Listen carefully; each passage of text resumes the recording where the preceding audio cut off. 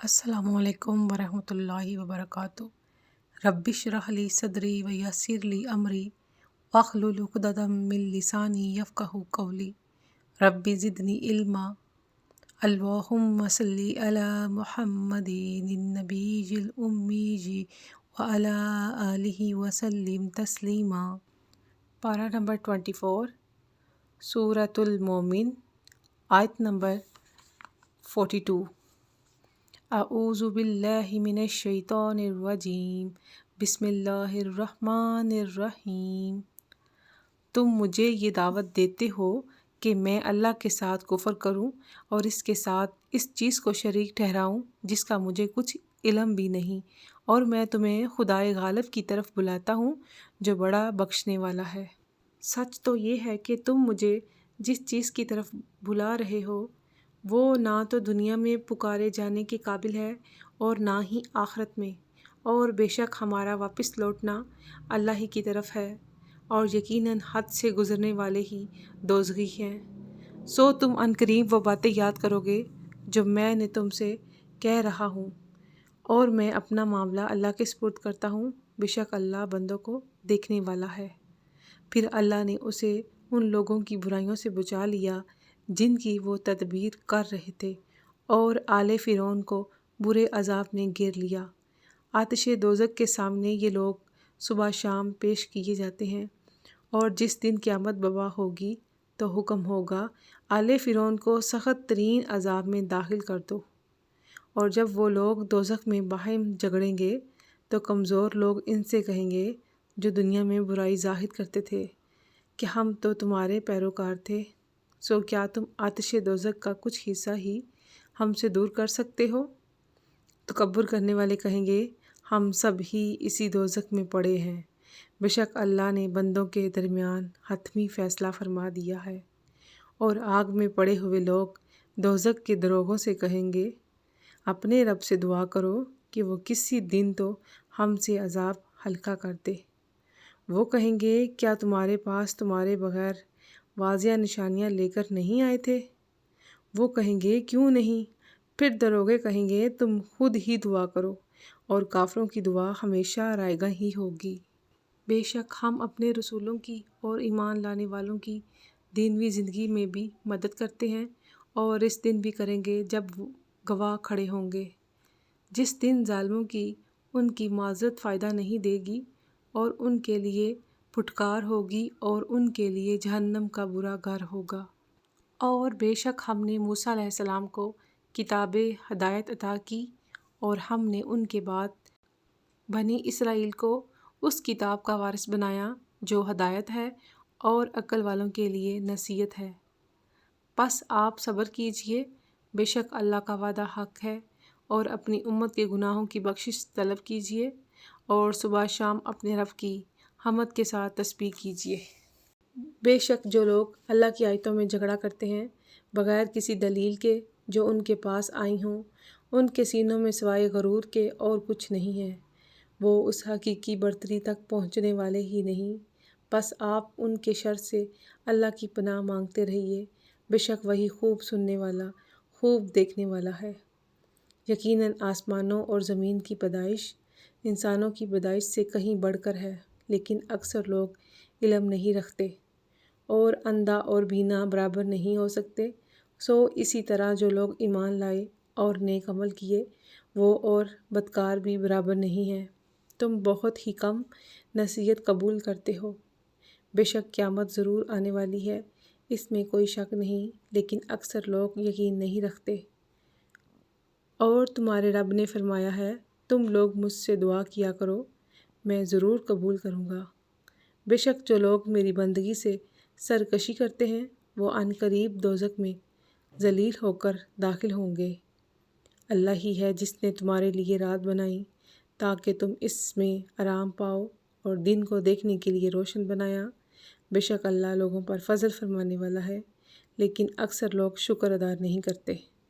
یہی اللہ تمہارا رب ہے جو ہر چیز کا خالق ہے، اس کے سوا کوئی معبود نہیں، پھر تم کہاں بھٹکتے پھرتے ہو؟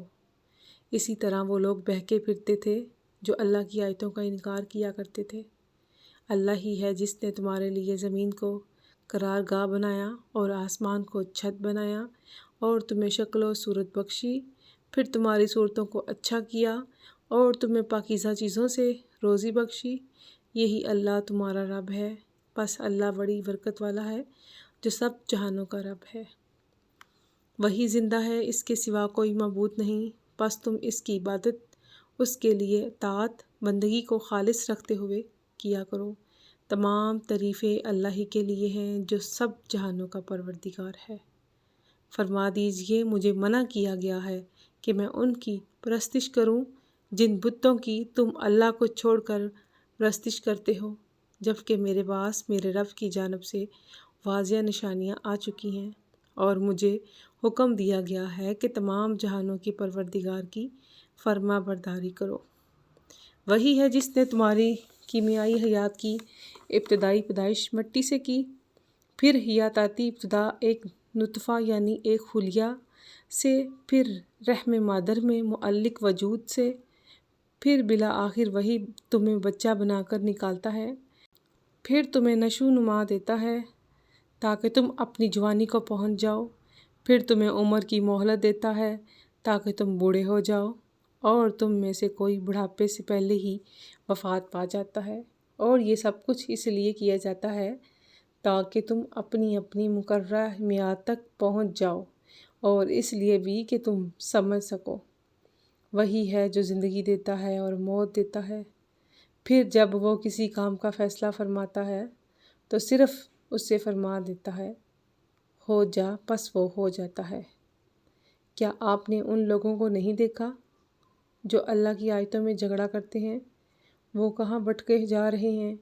جن لوگوں نے کتاب کو بھی جھٹلا دیا اور ان کی نشانیوں کو بھی جن کے ساتھ ہم نے اپنے رسولوں کو بھیجا تھا، تو وہ عنقریب اپنا انجام جان لیں گے۔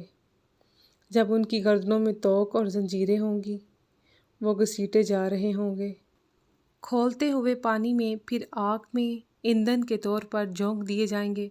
پھر ان سے کہا جائے گا، کہاں ہیں وہ بت جنہیں تم شریک ٹھہراتے تھے؟ اللہ کے سوا وہ کہیں گے، وہ ہم سے گم ہو گئے، بلکہ ہم تو پہلے بھی کسی چیز کی پرستش نہیں کرتے تھے۔ اسی طرح اللہ کافروں کو گمراہ ٹھہراتا ہے۔ یہ سزا اس کا بدلہ ہے کہ تم زمین میں ناحق خوشیاں منایا کرتے تھے، اور اس کا بدلہ ہے کہ تم اترایا کرتے تھے۔ دوزخ کے دروازوں میں داخل ہو جاؤ، تم اس میں ہمیشہ رہنے والے ہو۔ سو غرور کرنے والوں کا ٹھکانہ کتنا برا ہے۔ بس آپ صبر کیجئے، بے شک اللہ کا وعدہ سچا ہے۔ پھر اگر ہم آپ کو اس عذاب کا کچھ حصہ دکھا دیں جس کا ہم ان سے وعدہ کر رہے ہیں، یا ہم آپ کو اس سے قبل وفات دے دیں، تو دونوں صورتوں میں وہ ہماری ہی طرف لوٹائے جائیں گے۔ اور بے شک ہم نے آپ سے پہلے بہت سے رسولوں کو بھیجا، ان میں سے بعض کا حال ہم نے آپ پر بیان فرما دیا، اور ان میں سے بعض کا حال ہم نے ابھی تک آپ پر بیان نہیں فرمایا، اور کسی بھی رسولوں کے لیے یہ ممکن نہ تھا کہ وہ کوئی نشانی بھی اللہ کے اذن کے بغیر لے آئے۔ پھر جب اللہ کا حکم آ پہنچا اور حق و انصاف کے ساتھ فیصلہ کر دیا گیا، تو اس وقت اہل باطل خسارے میں رہے۔ اللہ ہی ہے جس نے تمہارے لیے چوپائے بنائے تاکہ تم ان میں سے بعض پر سواری کرو، اور ان میں سے بعض کو تم کھاتے ہو، اور تمہارے لیے ان میں اور بھی فوائد ہیں، اور تاکہ تم ان پر سوار ہو کر مزید اس ضرورت کی جگہ تک پہنچ سکو جو تمہارے سینوں میں متعین ہے، اور یہ کہ تم ان پر اور کشتیوں پر سوار کیے جاتے ہو، اور وہ تمہیں اپنی بہت سی نشانیاں دکھاتا ہے۔ سو تم اللہ کی کن کن نشانیوں کا انکار کرو گے؟ سو کیا انہوں نے زمین میں سیر و سیاحت نہیں کی کہ وہ دیکھتے کہ ان لوگوں کا انجام کیسا ہوا جو ان سے پہلے گزر گئے؟ وہ ان لوگوں سے تعداد میں بھی بہت زیادہ تھے، اور طاقت میں بھی سخت تر تھے، اور نشانات کے لحاظ سے بھی جو وہ زمین میں چھوڑ گئے ہیں کہیں بڑھ کر تھے، مگر جو کچھ وہ کمایا کرتے تھے ان کے کسی کام نہ آیا۔ پھر جب ان کے پیغمبر ان کے پاس واضح نشانیاں لے کر آئے، تو ان کے پاس جو دنیاوی علم و فن تھا وہ اس پر اتراتے رہے، اور اس حال میں انہیں اس عذاب نے آ گھیرا جس کا وہ مذاق اڑایا کرتے تھے۔ پھر جب انہوں نے ہمارا عذاب دیکھ لیا تو کہنے لگے ہم اللہ پر ایمان لائے جو یکتا ہے، اور ہم نے ان سب کا انکار کر دیا جنہیں ہم اس کا شریک ٹھہرایا کرتے تھے۔ پھر ان کا ایمان لانا ان کے کچھ کام نہ آیا، جب کہ انہوں نے ہمارے عذاب کو دیکھ لیا تھا۔ اللہ کا یہی دستور ہے جو اس کے بندوں میں گزرتا چلا آ رہا ہے، اور اس مقام پر کافروں نے ہمیشہ سخت نقصان اٹھایا۔ سورہ حامیم السجدہ۔ بسم اللہ الرحمن الرحیم۔ اللہ کے نام سے شروع جو نہایت مہربان ہمیشہ رحم فرمانے والا ہے۔ حامیم۔ حقیقی معنی اللہ اور رسول اللہ صلی اللہ علیہ وسلم ہی بہتر جانتے ہیں۔ بہت نہایت مہربان، بہت رحم فرمانے والے رب کی جانب سے اتارا جانا ہے۔ اس کتاب کا جس کی آیت واضح طور پر بیان کر دی گئی ہے، علم و دانش رکھنے والی قوم کے لیے عربی زبان میں قرآن ہے، خوشخبری سنانے والا ہے اور ڈر سنانے والا ہے۔ پھر ان میں سے اکثر لوگوں نے روگردانی کی سو وہ اسے سنتے ہی نہیں ہیں، اور کہتے ہیں کہ ہمارے دل اس چیز سے غافلوں میں ہیں جس کی طرف آپ ہمیں بلاتے ہیں، اور ہمارے کانوں میں بہرے پن کا بوجھ ہے اور ہمارے اور آپ کے درمیان پردہ ہے، سو آپ اپنا عمل کرتے رہیے، ہم اپنا عمل کرنے والے ہیں۔ فرما دیجئے اے کافرو، بس میں ظاہراً آدمی ہونے میں تو تم ہی جیسا ہوں، پھر مجھ سے اور میری دعوت سے اس قدر کیوں گریزاں ہو؟ میری طرف یہ وحی بھیجی گئی ہے کہ تمہارا معبود فقط معبود یکتا ہی ہے، بس تم اسی کو سیدھے راستے متوجہ رہو اور اس سے مغفرت چاہو، اور مشکلوں کے لیے ہلاکت ہے جو زکوٰۃ ادا نہیں کرتے، اور وہی تو آخرت کے لیے بھی منکر ہے۔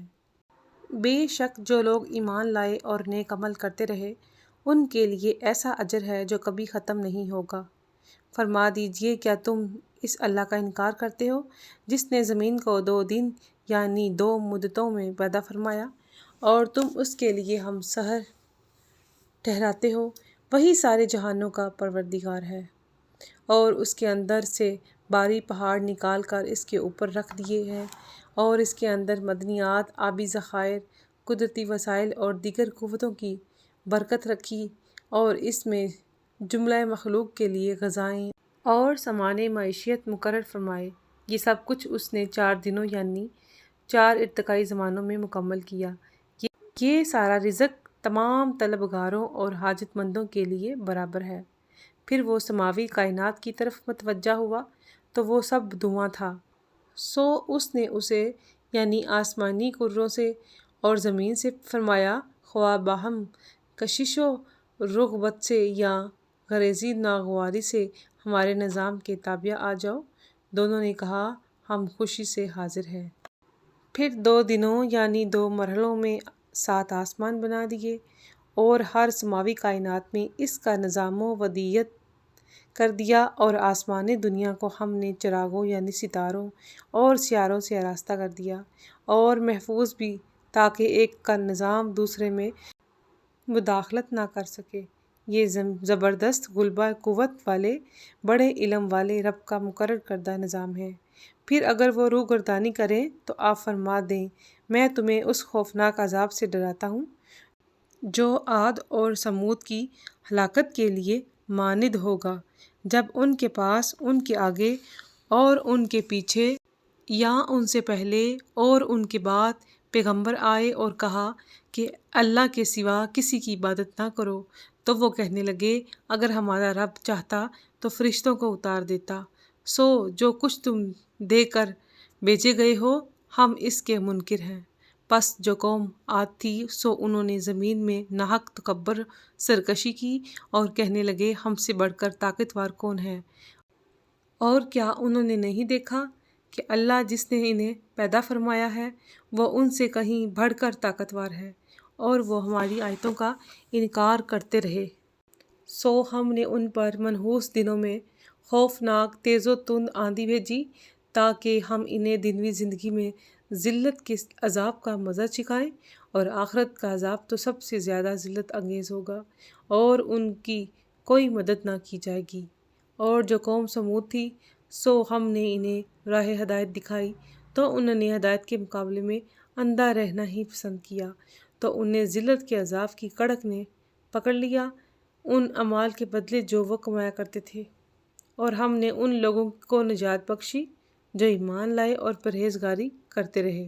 اور جس دن اللہ کے دشمنوں کو دوزخ کی طرف جمع کر کے لایا جائے گا، پھر انہیں روک روک کر اور ہانک کر چلایا جائے گا، یہاں تک کہ جب وہ دوزخ تک پہنچ جائیں گے تو ان کے کان اور ان کی آنکھیں اور ان کے جسموں کی کھالیں ان کے خلاف گواہی دیں گی ان اعمال پر جو وہ کرتے رہے تھے۔